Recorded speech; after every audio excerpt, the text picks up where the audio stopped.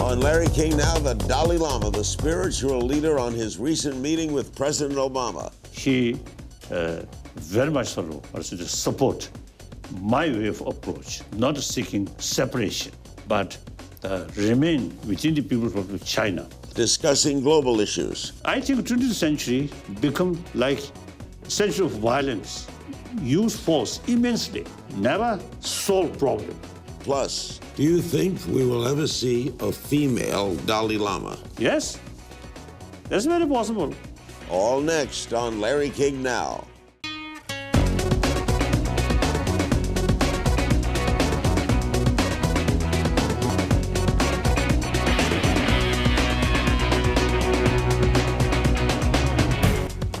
Welcome to Larry King Now. Forgive me, I've had a sinus problem, but I'm getting better. And I'm honored to welcome one of the world's great spiritual leaders and Nobel Prize winner, His Holiness, the 14th Dalai Lama. We have interviewed many times in the past. It's good to see him again. I'm still older than you by 1 year. You recently met with President Obama. What was discussed? 3 commitments. Number 1, promotion of human value. Second, promotion of religious harmony. The third, regarding the Tibet, now political responsibility is concerned. I already retired. The same Dalai Lama, when we met previously, I also have the sort of responsibility of Tibetan political, or say the business. Now, 2011, I completely retired from political responsibility. Not only myself retired, but also almost 4-century-old tradition. Why? Dalai Lama institution automatically become head of both temple and spirituality. Now that I voluntarily cease. So I feel very happily or proudly ended in that sort of system. Why? You see, I believe the democratic system is no matter some drawbacks here and there, but basically best. Because I always telling people, I believe world belongs to 7 billion humanity. Each country belongs to the people. So one time I expressed in this country, America belongs to about 300 millions of American people, not a Democratic Party or Republican Party. Or similarly, you see, any nation not belong to kings or spiritual leaders, but people. So the best way to rule by the people through election, democratically elected. So therefore, you see, I felt that this is my historical sort of duty. Now that old system must end. How did the president react to the meeting? Very good, wonderful. And then he inquired about the situation inside Tibet. Then he very much sort of support my way of approach, not seeking separation, but remain within the people of China, and some special sort of right, which Constitution itself, you see, mentioned. China asked him not to meet with you. Are you surprised that he didn't listen to China? No. I think in the past, many cases, sometimes, I mean, even some universities who invite me, some of the Chinese officials, they protest or express something negative. Do you think the United States has lessened its pressure on China regarding the Tibet situation? Do you think the United States is still as forceful as ever or not? Basically, I always see telling, according to my sort of belief, the world trend, democracy, openness, freedom, that's the world trend. So people from China, most populated nation, but still part of the world. China's future depends on the rest of the world. So therefore, you see, whether they some of the hardliner leaders, whether they like it or not, they have to go along the world trend. So here, America, the leading nation of free world, so have moral sort of responsibility, moral obligation. And Chinese people, they also want more change. Just change in the economic field is not sufficient. Many Chinese, many intellectuals, even retired officials, you see, they have the view, now time come, more political change is necessary for their own future, for their own well-being. Do you think, honestly, that in your lifetime, you will see an accord? Oh, yes. You do? I feel that China is changing. Now, for example, I usually is telling the over 60 years, the history of people from China, 4 eras: Mao Zedong's era, Deng Xiaoping era, Jiang Zemin era, Wu Jintao era. So these 4 eras, because of different circumstances, new reality, the party and leader act according to the new reality. So Mao Zedong time, emphasis ideology. Deng Xiaoping, then emphasis importance of economy. So he no hesitation to follow capitalism. So he considered America is their teacher, capitalism. Good point. We'll be back with more of His Holiness the Dalai Lama when we come back. We're here at the fabulous Science Center in downtown Los Angeles, right near the University of Southern California. Have you seen the spaceship? Yes. Beautiful, huh? I got this. So you got the pin? Yes. Would you go to the moon? Perhaps once you see quite well established, go there, coming back, then I go. I want to go. Let others go first. Okay. So have you met or would you like to meet the new Pope? Yes, I'm very, very eager. What do you make of him? Oh? What do you think of him? Wonderful. I think he truly implement, you see, their teaching.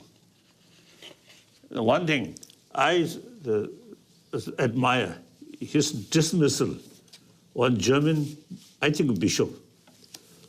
You see, maybe a very nice person, but his sort of lifestyle, very, very luxurious sort of lifestyle. Austere. Oh, yeah. So you see, he dismissed. I think that's very right. Good point. Last year, Pope Francis criticized capitalism. He said capitalism excludes the poor, creates new tyranny. You have said the free market can work if it's infused with compassion. Yes, whereas Marxist economy, we see, think the equal distribution. However, the capitalism in free country, the rule of law, and also, I say, the certain regulations. So also it makes difference. Finally, no matter what system, the person who carries that system with sense of responsibility, sense of concern of well-being of other, then any system can work properly. No matter what good system, but person who carries that system, too much self-centered attitude, and no moral principle, then telling lies, cheating, corruptions, all these happen. So ultimately it depends here. Do you feel malice toward people who have harmed you? Do you feel anger at people who have harmed you? No. Why not? Why not? Why not? If I develop anger, then only destroy my peace of mind, not harming them. But you must have feelings. No. You see, as a Buddhist, in Buddha's time, even criticisms, Buddha also there. So then me, of course, some negative sort of comment or negative. To me, it's hard to be a Buddhist. It must be hard. Oh, not easy, but step by step, year by year. You see, we can train our mind. Of course, sometimes we see short anger usually come. But negative feeling remain here never. Amazing. What are the 3 global issues that worry you the most? Ecology. Then also, you see, population increasing. So they're concerned about natural resources. Then the gap, rich and poor, the poverty. I think these are very serious matters. I always emphasize, we have to think the 7 billion humanity or human being, because we are part of that. You see, sometimes we just think oneself, me, my world, my century, something like me. I think that outdated. In the ancient time, maybe okay, small population, more or less isolated, self-sufficient, independently. Now today, no longer that reality. But you look at the world, you look at Venezuela, the Ukraine, Syria. You ever think people will stop killing each other? Right? Very sad. All these, too much self-centered attitude and short-sighted. Not using properly human common sense. And too much emotion. Once destructive emotion become out of control, then no room to think normal way. I think 20th century become like century of violence, use force immensely. Never solve problem. You see, violence create unexpected consequences. Even your policy, your government policy about Iraq, very good motivation, very good goal, bring democracy in Iraq, but method, use force. So it is wrong. What do you make of the whole emerging gay question? Russia banning homosexuality, yet in the United States we now have growing gay marriage. What do you think? That, I think, personal matter. Of course, you see, people who have belief or who have certain sort of spiritual tradition, then you should follow according to your own tradition. You see, like Buddhism, also you see there are different kind of sexual misconduct. So you should follow properly. Then no believer, then up to them. So far, you see the different form of sex, so long, safe, okay, and fully agree, okay. Bully, abuse, or yes, rape or this bully, that's totally wrong. That's a violation of human rights. What about same-sex marriage? That's up to the country's law. What do you feel personally about it? That's okay. I think individual business. Yeah, none of your business, right? Yeah, you got a point. All right, what about you said? If you people, two couple, really feel that way, is more sort of also the practical and more sort of satisfaction. Both sides fully agree. Then okay. Coming up, His Holiness the 14th Dalai Lama will talk about optimism, peace, and more. The elders will be back in a moment. Our guest is His Holiness the Dalai Lama. Just called my wife my daughter, but I forgive you. You have a great sense of humor. Apologize. No, you don't have to apologize. Anyway, you know, we've never discussed this. Give me a typical day in your life. A day in your life. What do you do? What do you do? You wake up, give me a day in the life of the Dalai Lama. Nothing special. Of course, firstly, I'm a human being. So sleep, eating food. You do that, you eat food. Of course. Then or sleep. So then, as a Buddhist monk, my daily routine, of course, firstly, I have to remember the 253 precepts about Buddhist monk. 253 Yes. precepts. Oh. You have to remember them all. Yes. Every day. Yes, you have to sort of follow how to eat, how to sleep, how to walk, how to talk. All these things happen. You do that in the morning. And then my sort of daily practice, I usually got up 3 morning. 3 in the morning? Yes. Then prayer and meditation. And my case, you see, meditation is a different type of meditation. Usually, you see, basically single-pointed meditation and analytical meditation. I usually carry analytical meditation, analyze everything. My own mind, my own emotion, and also, you see, world. Do you eat special foods? No, nothing. You eat everything? Everything.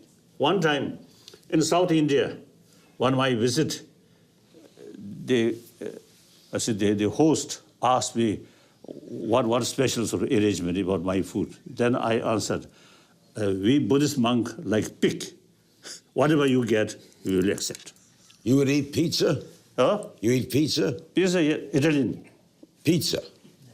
Yes, Italian. Yes, everything. Too much oil. Then sometimes I don't like. When you pray, who do you pray to? Buddha. And do you believe Buddha is listening to you? Oh, yes.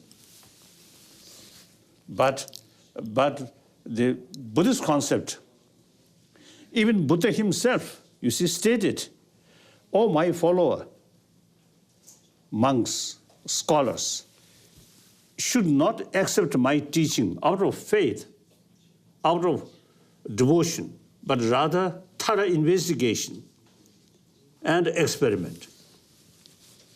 And then also, you see, Buddha stated, "You are your own master." According to Buddhism, no concept of creator, oneself as a creator, self-creation. So therefore, ultimately, responsibility entirely on your own shoulder. What do you believe happens after you die? There's a continuation of my mind, my consciousness. In a spirit world? Oh, yes. The continuation of mind, body, grosser level, no continuation. Of course, particle continuation. But subtle level of body, that's more in form of energy, very, very subtle energy. That subtle body as a energy and mind, no beginning, no end. That's a Buddhist concept. In India, I think over 3,000 years, a lot of discussions about these things. And all major religious tradition also, you see, deal with, you see, after death, what happened. So the concept of heaven and hell, that's also very good. Do you think we will ever see a female Dalai Lama? Yes, that's very possible. Many years ago, in Paris, one women's magazine, you see, interviewed me. Then she asked me, any possibility, female Dalai Lama? About, I think, 20 years ago. I immediately responded, yes, possible. Firstly, in Tibetan tradition, among high reincarnated Lama, some are female. About, I think, 6, 7 centuries old. So this is nothing new. And then I told the reporter, if female Dalai Lama come, the female must be very, very attractive and more useful. Female, but looks to see little. Can't be ugly. Not much sort of meaningful. Carouser. Do you have someone in mind? Of course, when I met, you see, some people, of course, very objective. At the intellectual level, yes, see, that's beautiful. But emotional level, discipline. Do you tweet? No. You're an avid reader, right? You read a lot. You write. Do you have a favorite book of yours? Oh, mainly ancient Buddhist text, which translated from India.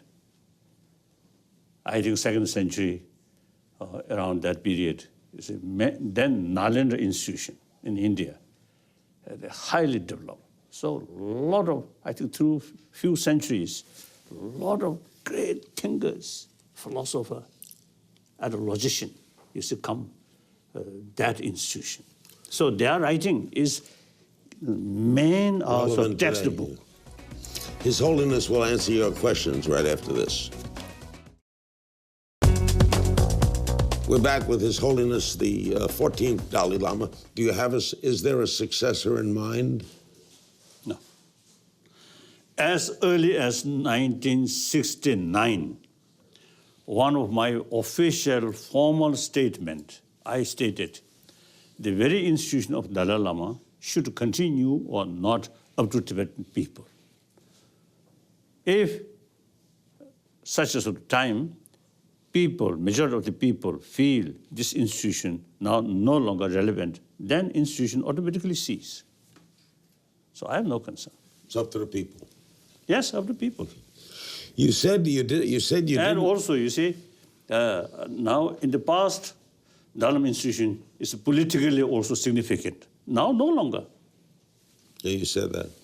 You said you don't tweet, but according to a verified Twitter account, you have 8.49 million followers. Does someone tweet for you? Yes, I was told. You see, many people listen or showing interest. Did you say that? Just as we teach about physical hygiene in the interest of good health, we need now to teach about mental and emotional hygiene too. Yes, that I always mentioning. My office, my private office, yes, they have this missions. Another thing your office said, whether we follow a religious path or not, as human beings, we all need affection. That's right. That's my main commitment. Now, out of 7 billion, 1 billion human being formally declare non-believer. Right. So these also, you see, quite a big portion of part of the humanity. Correct. 1 out of 7 Firstly, billion. they also need inner peace. And also these people also become some important sort of part of humanity. So we must find a method to educate these people. Whether accept religion or not, we should be a compassionate person. You also say it's harmful to employ technology fired by anger and hatred. It's only beneficial if we're motivated to seek the welfare of all beings. Do you think there's technology motivated toward hate? No, depend on user. The technology itself neutral. Use properly. And then good. And use for promotion of hatred or division. And then harmful. Some people have sent in some questions for you. Lucia Luego tweets, how can we have inner peace when you witness terrible, inhumane events like those in Venezuela? How can you have inner peace when you see all that violence? Nowadays, we need long-term sort of strategy. I usually sort of telling or share with people, now we need the education system should include about moral education, about moral ethics. Holy Mondarelli Early from Facebook asks, if you could fix one thing in the world, what would it be? This moment, now recent years, my full commitment is how to educate people about inner value. Inner values. Inner values. Then the formal education system should include some sort of method, some sort of education about warm-heartedness. Joe Rittman asks, why does inner peace come so well for some people and is so hard for others? Basically, we all come from our mother. Yeah, but some of us find... I think you also come from your mother. But even those sort of merciless people, like Hitler, Stalin, these also come from their mother. But even all have the same potential of human affection there. But the circumstances then, you see, develop such person because, you see, they completely ignore about the inner value and nobody telling them about this inner value. And then circumstances, too much competition, too much sort of division, and strong concept of we and they, and we and enemy. Then, you see, creates such merciless people. Mariam Bakar asks, what was your dream when you were young? Play, not study. You played around? Oh, yes. When I was young, I have no interest learning. So I have children in the same boat. Yes. I usually describe myself as a very, very lazy student. Finally, Dalai Lama, how would you like to be remembered? Nothing. You should, as a Buddhist practitioner, you should not think about your own good name on these things. So one time in New York, on New York Times columnist, one lady, I think now, almost 10, 15 years ago, you see, she asked me, what do you want, your legacy? Then I respond, I'm Buddhist practitioner, should not think about these things. Then some other sort of discussions. Then again she asked me, the same answer. Then again she asked me, then I lost my temper. You got mad? Yeah. I'd like to have been there. So then next year we met again, then both laughing about that experience like that. Thank you, Yehovah. It's always good to see you. Thank you. You don't have to bow to me. I bow to you. Thank you. Thanks to my guest, His Holiness, the Dalai Lama.